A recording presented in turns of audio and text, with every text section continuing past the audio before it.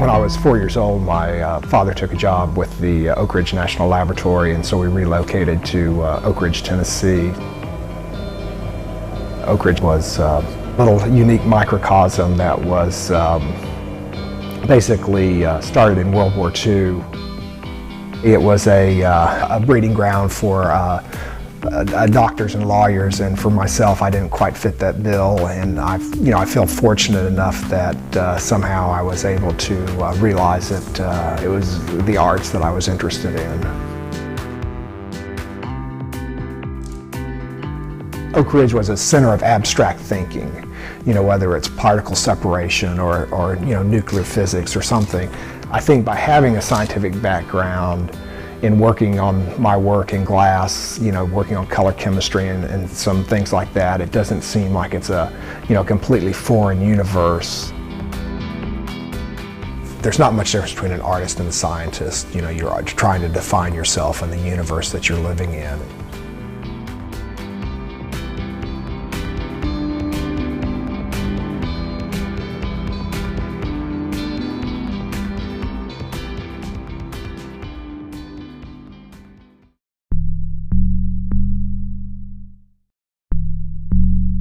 In Richard Jolley's work, there is always a tension that exists. Sometimes it's between the individual and society. Other times it's the simple basic human struggle to maintain identity in the face of an expanding world. There's always a sense of humanity present in his work. He creates the narrative, but allows the audience to finish the story. His sculptures capture and freeze moments in time, each one dealing with the world in his own specific way, but all of them fighting to stand out.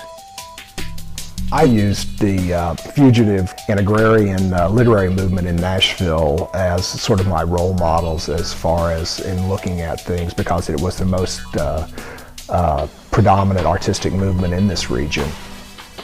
Most of them were talking about the human experience, and so I think that's another reason I decided to probably deal with that as an issue, sort of the universality of things.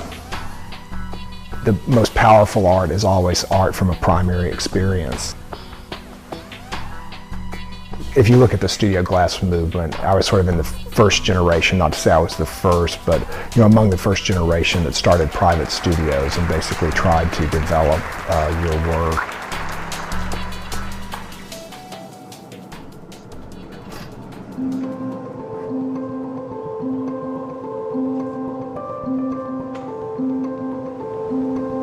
When you're starting, there's always this sense of place, where are you from, who are you, how do you find yourself, how do you find your voice, what do you want to talk about? I just did not find the vessel a challenging enough format to absorb my life. It just was not enough. I mean, that's truly one of the reasons of trying to, make my work more sculptural.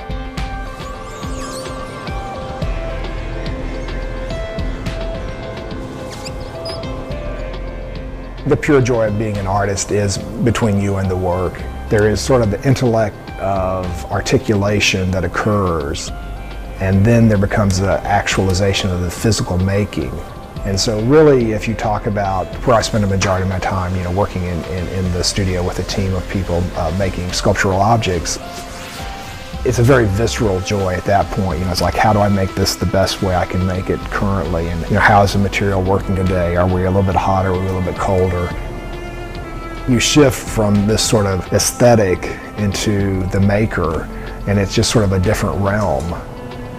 You're there, making these judgments about your material that have to deal with physics and how to achieve, sort of the end result or the desired result.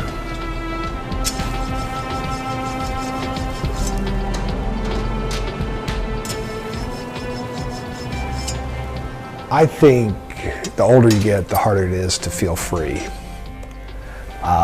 because you have sort of this wealth of knowledge, and it's how do you stay fresh? How do you, the more, knowledge you have, how do you kind of ignore it and still have this sort of trusting naivete, which is sort of one of the essence of creativity, just sort of being very fluid.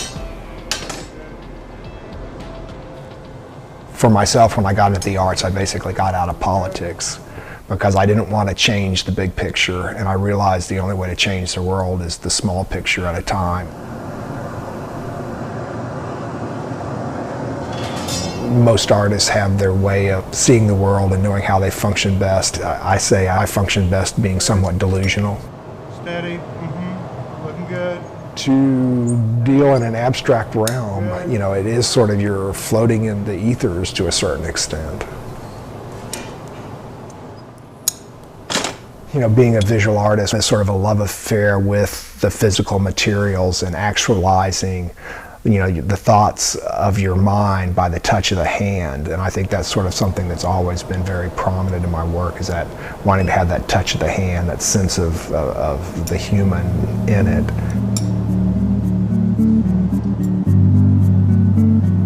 It's funny how I think when you're making objects, there are just one or two things that are these little finesses that really separate sort of the mediocre from the exceptional. And it's usually, you know, half a dozen little small things.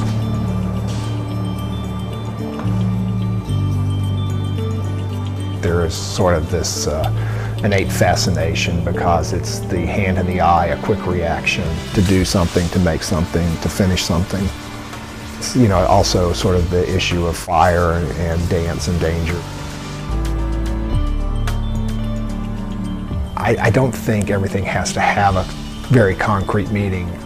And yet, as I talk about it, you know, dealing with the human figure, there is something very anchored about it and the narrative.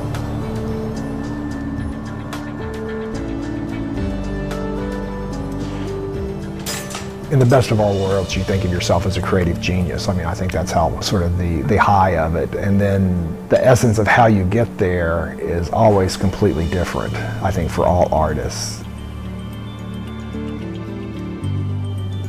That's the fascinating thing about creativity. It's not easy to define, and it's so personal, and it's why, you know, the artists believe in the power of one.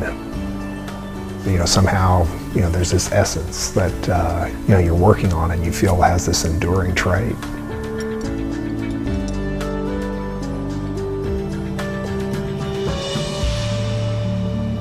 I'm in my 50s currently, and if your health holds out, you know, sort of your 50s, 60s, and early 70s are your lion years, and those are, you know, the chance that you have to do some of your most ambitious projects and work in that sort of format.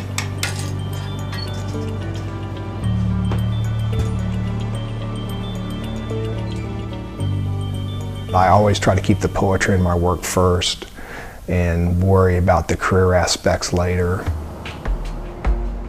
You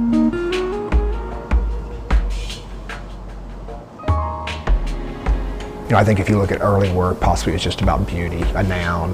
You know, I think as you get older, you try to develop, you know, your articulation where you're, you know, talking about sentences or paragraphs or, you know, little novelettes, you know, and viewing it in that context of what you're talking about.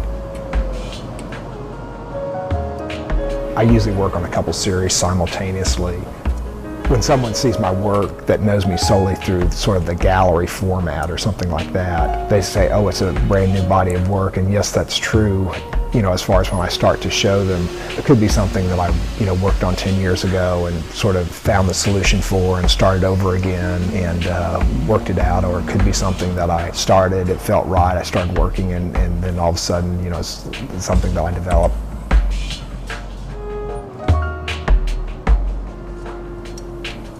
I'm always sort of working on various projects. I have a tendency to work in sort of a thematic series, sort of a system that I've developed to help myself work. It's more like a river being fluid and moving and making transitions. I do get to a point where I say, this is complete, I'm going on, but I feel it's more like a wavelength or a river, you know, it just sort of continues to move along and progress. And I think a lot of it is with sort of the definition that I want to have with my work about talking about the human condition. You're not the same as you are in your 20s, as you are in your 30s, as you are in your 40s. And it's not a distinct 10-year increment. But I mean, as we age, you think about different things and have different interests. I just hopefully have some sort of a universal content that will help it transcend or elevate itself, you know, for sort of a a simplicity that, becomes universal.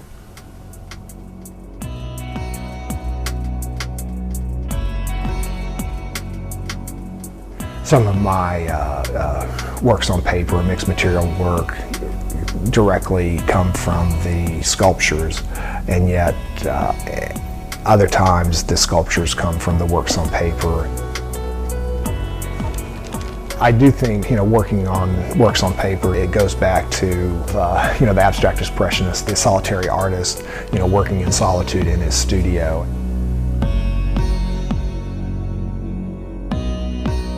With the glass sculptures that I craft, it's very well orchestrated, it's very well choreographed. Although it's very fluid, it's also very precise, and I think by working on other materials that you know less about, you have a tendency to break the rules a little bit more. Although you have a great comfort zone with certain materials, I think it's good to, explore and discover. It's sort of, again, how do you stay fresh? It's that sense of discovery.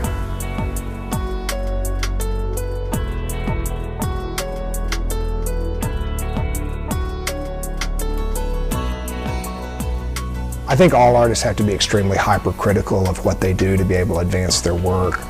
Some artists, they only have one story to tell, and once they tell it, it's complete. If you feel like you have something valid to say, continue. If you don't, stop. You are extremely lucky if you find something that you enjoy doing and can make your life around it.